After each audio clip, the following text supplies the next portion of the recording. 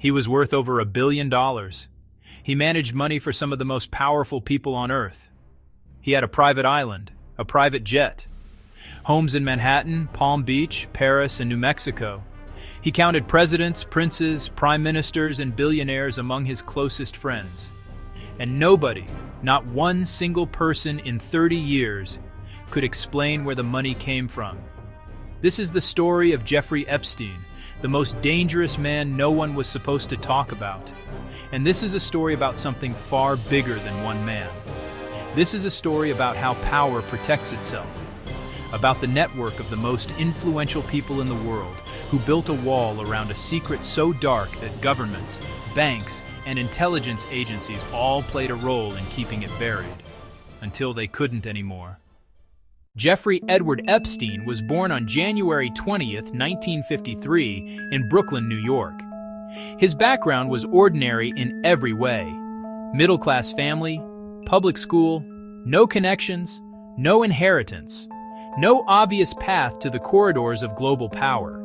And yet by his 30s, Jeffrey Epstein was moving in circles that most people never get within 1,000 miles of. How? That question, how, is at the center of everything. And after decades of investigation, court cases, and the testimonies of dozens of people who knew him, it remains at its core unanswered. What we know is this. Epstein dropped out of college and talked his way into a teaching job at the Dalton School in Manhattan, one of the most elite private schools in America, despite having no degree. There, he met the parents of his students, and one of those parents was Alan Greenberg, the CEO of Bear Stearns, one of the most powerful investment banks on Wall Street. Epstein impressed Greenberg enough to be hired at Bear Stearns. No degree, no formal financial training, just charm, just confidence, just an almost supernatural ability to make powerful men feel like he was the smartest person in the room. At Bear Stearns, he rose quickly. He became a limited partner within 4 years, an almost unheard-of trajectory. Then in 1981, he left, quietly, under circumstances that were never fully explained, and he set up on his own. He called his firm J. Epstein and Company. He claimed it was a financial management firm that exclusively served clients with a net worth of over $1 billion. Think about that for a moment. He had no publicly verifiable track record, no famous investors, no documented methodology, no regulatory filings that would explain the scale of wealth he claimed to be managing. And yet the money flowed in, hundreds of millions of dollars from clients whose identities he jealously protected. How do you build a billion-dollar financial empire with no paper trail? That question haunted investigators for decades. One theory, supported by a growing body of evidence, is that Epstein's real business was not finance. His real business was information. Specifically, compromising information about the most powerful people in the world. The kind of information that, once held, made those people very motivated to ensure Jeffrey Epstein remained protected, well-funded, and, above all, silent. But to understand how Epstein built that information network, you have to understand the man who opened every door. His name was Les Wexner. Wexner was the founder of L Brands, the parent company of Victoria's Secret, Bath and Body Works, and a retail empire worth billions. He was one of the wealthiest and most influential businessmen in America. And beginning in the late 1980s, Jeffrey Epstein became his most trusted advisor. Wexner gave Epstein something almost no one gives another person voluntarily: power of attorney, the legal authority to act on his behalf in virtually every financial matter. He transferred a Manhattan mansion to Epstein, a 9-story townhouse on the Upper East Side that would later become the most infamous private residence in America. He gave Epstein access to his social network, his business contacts, and his world. And through Wexner, Epstein entered the stratosphere. The exact nature of their relationship, why one of the most successful businessmen in America gave this level of trust to a man with no verifiable credentials, has never been satisfactorily explained. Wexner later claimed he was deceived. But the question of how Jeffrey Epstein convinced Les Wexner to hand him the keys to an empire and what Wexner knew about what Epstein was doing remains one of the great unanswered questions of this entire story. By the 1990s, Jeffrey Epstein had become a fixture in the most exclusive social circles on Earth. His Manhattan townhouse hosted gatherings that brought together Nobel laureates, heads of state, tech billionaires, royalty, and celebrities. His private jet, which became known by the deeply sinister nickname the Lolita Express, carried some of the most recognizable names in global power across the Atlantic and to his private island in the U.S. Virgin Islands.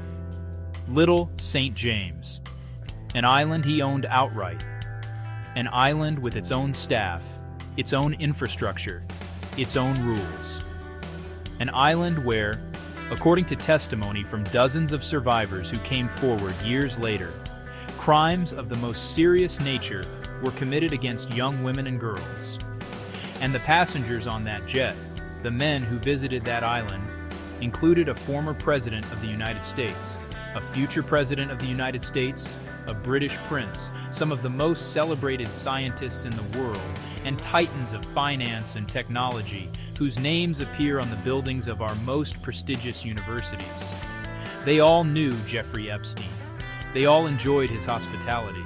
And for years, decades, not one of them said a word. In 2005, the first crack appeared. A parent in Palm Beach, Florida, reported to police that their teenage daughter had been paid to give a massage to a wealthy man at his mansion. The man was Jeffrey Epstein. The Palm Beach Police Department investigated. They found more victims. Then more. Then more. The evidence they compiled pointed to a pattern of abuse so systematic, so organized, that it could not have been an accident or an isolated incident. They referred the case to federal prosecutors. What happened next shocked everyone who believed in the American justice system. The federal investigation was led by the U.S. Attorney for the Southern District of Florida, a man named Alexander Acosta. Acosta's office prepared a 53-page indictment against Epstein that could have sent him to prison for the rest of his life. It was never filed. Instead, in 2008, Epstein entered into what legal scholars have since described as the most generous plea deal in the history of American federal prosecution. He pleaded guilty to 2 state charges: solicitation of prostitution and procurement of minors for prostitution. He served 13 months. In a private wing of a county jail. On work release, meaning he was permitted to leave for up to 12 hours a day, 6 days a week. The victims were not consulted. The agreement contained a clause, highly unusual and of questionable legality, that granted immunity not just to Epstein but to any unnamed co-conspirators. Any unnamed co-conspirators. Think about what that means. Every person who had participated in or facilitated what Epstein had done, regardless of their name, their title, or their power, was shielded from federal prosecution by a single clause in a deal signed without the knowledge of the victims. The deal was negotiated in secret. The victims' legal rights guaranteed to them under federal law, were deliberately concealed from them. Alexander Acosta later became the United States Secretary of Labor. The deal remained buried for years. Until 2018, when Miami Herald investigative journalist Julie K. Brown published a devastating investigation that tore the lid off everything. Brown had spent years tracking down victims, reviewing sealed court documents, and piecing together the full picture of what the 2008 deal had concealed. Her reporting was a masterpiece of investigative journalism, and it reignited everything. In July 2019, federal prosecutors in New York, a different jurisdiction, one not bound by the 2008 agreement, arrested Jeffrey Epstein at Teterboro Airport as he stepped off his private jet returning from Paris. He was charged with sex trafficking of minors and conspiracy. He was placed in the Metropolitan Correctional Center in Manhattan to await trial. For the first time in his life, Jeffrey Epstein faced the genuine prospect of spending the rest of his days in prison. And with him in prison, with a trial coming. Every person whose name appeared in his contact books, his flight logs, and the testimony of his victims faced the prospect of exposure. The most powerful people in the world held their breath. On August 10, 2019, 36 days after his arrest, Jeffrey Epstein was found dead in his cell. The official cause of death was ruled suicide by hanging. He was found on suicide watch, a designation that required guards to check on him every 30 minutes. The cameras outside his cell malfunctioned that night. His cellmate had been transferred out the day before. 2 guards who were supposed to be monitoring him both fell asleep, a fact they later admitted. The medical examiner ruled suicide. The medical examiner hired by Epstein's own legal team, forensic pathologist Dr. Michael Baden, one of the most respected in the world, concluded that the injuries were more consistent with homicidal strangulation than suicide. The full findings of the federal investigation into how Jeffrey Epstein died have never been made public. No one has been charged in connection with his death. The names in his little black book, a physical contact book containing the private numbers of hundreds of the world's most powerful people, remain for the most part unexamined and unprosecuted. His associate Ghislaine Maxwell, the British socialite and daughter of media mogul Robert Maxwell, who prosecutors described as Epstein's chief recruiter and enabler, was convicted in December 2021 on 5 counts, including sex trafficking of minors. She was sentenced to 20 years in prison. She has consistently refused to name names. The unnamed co-conspirators shielded by the 2008 plea deal have never faced justice.